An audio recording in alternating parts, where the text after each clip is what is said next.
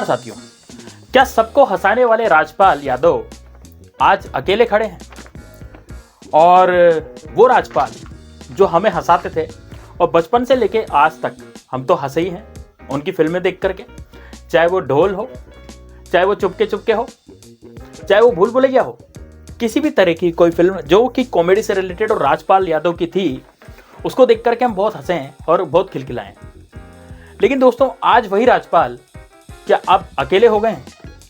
वो राजपाल जिनकी रसोई 24 घंटे चलती थी, उन स्ट्रगलर्स के लिए, उन स्टार्स के लिए जो अभी स्टार बन गए हैं और जो पहले स्ट्रगल करते थे, उनके लिए उनकी रसोई में कभी खाना खत्म नहीं होता था। ऐसे राजपाल आज अकेले हो गए हैं शायद। देखिए, छोटे कद के राजपाल जिनको हम जानते हैं, पहचानते हैं, पूरा बॉलीवुड इंडस्ट्री, पूरा इंडिया क्या बाहर भी उनकी जान पहचान है, अच्छे खासे लोग जानते हैं, अच्छे खासे फॉलोवर्स हैं, लेकिन फिर भी वो इंसान शायद आज अकेला रह गया। बड़े कलाकार हैं, क्या अपने बड़ा कलाकार होने की भी उन्होंने कीमत चुकाई है या क्या हुआ है? क्या इस इंसान के पास इतना कर्ज हो गया कि उसके कर्जे चुकाने के उसके पास पैसे नहीं रहे? तो बात यही है कि भाई राजपाल जेल क्यों गए? क्या उनके पास पैसे नहीं थे कर्जा चुकाने के, इस वजह से उनको जेल जाना पड़ा? या पैसा नहीं चुका पाए इसलिए गए? या फिर क्या हुआ ऐसा जिसके कारण वो जेल गए? देखिए, जो भी उन्होंने बताया है उसके हिसाब से वो कह रहे हैं भाई मैं क्या करूं, मेरे पास पैसे नहीं बचे हैं, कोई चांस नहीं है, कुछ भी चांस नहीं ले सकता मैं, तो मैं क्या कर सकता हूं? तो अब उनको 6 महीने की जेल हुई है, यानी कि 5 फरवरी को उनको 6 महीने की जेल लग गई, तिहाड़ जेल वो पहुंच गए 6 महीने के लिए। ढोल, चुपके चुपके, जैसे मैंने आपको बताया पहले भी, ऐसी उनकी फिल्में थी, लेकिन अब जेल में है। दरअसल 2010 में उनको ये लगा कि मैं एक्टिंग के अलावा निर्देशन भी कर सकता हूं, यानी डायरेक्टरशिप जिसे हम बोलते हैं, तो मैं फिल्म का निर्देशन भी कर सकता हूं, मैं निर्देशक भी बन सकता हूं। तो उन्होंने निर्देशक बनने की कोशिश की और अपनी फिल्म अता पता लापता ये रिलीज करने की सोची। तो उसके लिए उन्होंने दिल्ली के कारोबारी से 5 करोड़ का कर्जा लिया।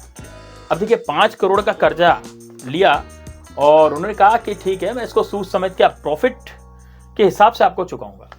ठीक है, तो जब कर्जा लेते हैं तो कर्जा लेने के बाद उसकी भुगतान भी करना पड़ता है और भुगतान करना पड़ता है सूद समेत, ब्याज समेत। तो दिल्ली के कारोबारी से 5 करोड़ का कर्जा राजपाल यादव ने लिया अपनी फिल्म चलाने के लिए।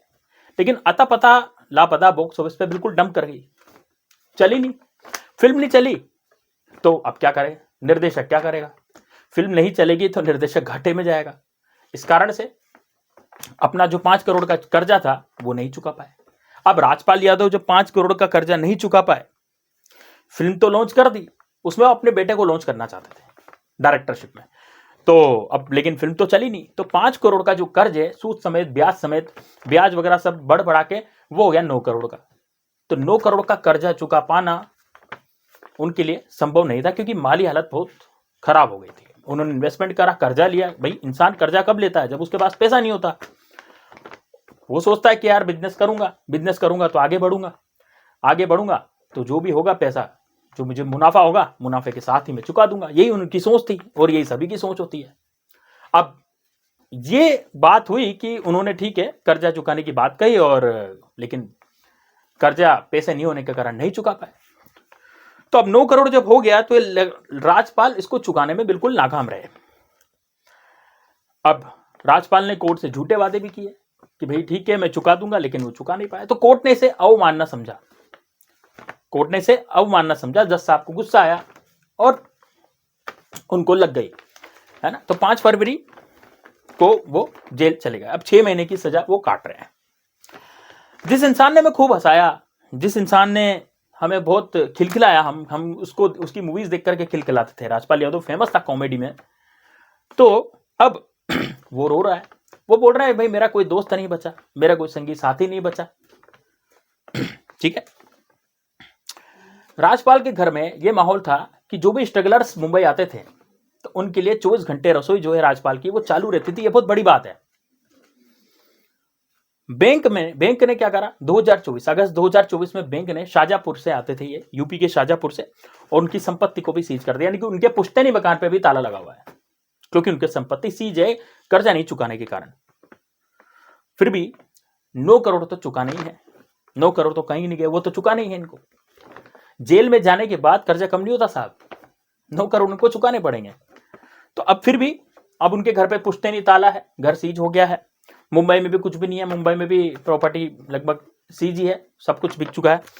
तो मुश्किल वक्त में लोग फोन उठाना तक बंद कर देते हैं, इंसान का कोई साथ नहीं देता। जब उसके मुश्किल वाला वक्त आता है तब इंसान का कोई साथ नहीं देता, कोई इसका संगी साथी नहीं होता, कोई दोस्त नहीं होता। हालांकि 24 घंटे तक रसोई चलती थी, सब लोग खाना खाने वहां आते थे, लेकिन अब जब उनमें इतनी अल्फी पड़ी तो उनको उठाने कोई नहीं आ रहा, उनका साथी कोई नहीं बन रहा। यही उन्होंने बात कही। टोटल कर्जा जो उनका है वो 11 करोड़ का बताया जा रहा है, 11 करोड़ का। लेकिन क्या अब राजपाल इसे चुका पाएंगे?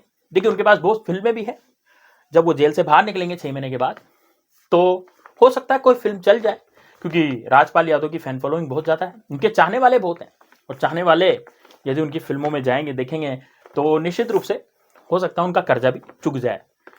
तो यदि फिल्म चल जाती है तो ये 9 करोड़ का 11 करोड़ का कर्जा कोई बड़ी बात नहीं होती है।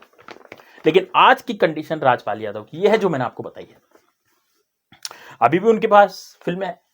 अब उनको क्यों जेल जाना पड़ा? क्योंकि कोर्ट की अवमानना उन्होंने की, चेक बाउंस हुए, चेक बाउंस होने के कारण उनको यह सब झेलना पड़ा। तो आप क्या चाहते हैं? आप कमेंट बॉक्स में बताइए कि आप क्या कहना चाहते हैं इस बारे में। क्या राजपाल आपके भी प्रिय अभिनेता थे? क्या राजपाल की कॉमेडी आपको भी हंसाती थी? क्या आपके बच्चों को भी हंसाती थी? तो आप कमेंट बॉक्स में जरूर बताइए आपकी क्या राय है राजपाल यादव जी को लेकर के। और मैं तो यही आशा करता हूं कि भाई 6 महीने के बाद जब वो जेल से आए तो उनकी सभी फिल्में चले, उनका कर्जा चुके और वो खुशहाल जिंदगी जिए, क्योंकि सबको हंसाने वाला एक्टर यदि रो दे तो फिर क्या फायदा। तो इसलिए हमारी भी ये मनोकामना है कि राजपाल यादव जी जो है जल्दी से अपने जो उनका ड्रीम था वो ड्रीम को पूरा करें और आगे बढ़ें। आपकी क्या राय है कमेंट बॉक्स में मुझे जरूर बताइएगा, और चैनल पर नए हैं तो सब्सक्राइब कर लीजिएगा। साथ में दोस्तों इस वीडियो को लाइक करके कमेंट बॉक्स में अपनी राय जरूर रखिएगा। आप आज्ञा चाहूंगा, मिलते हैं नेक्स्ट वीडियो में, तब तक के लिए जय हिंद, जय भारत।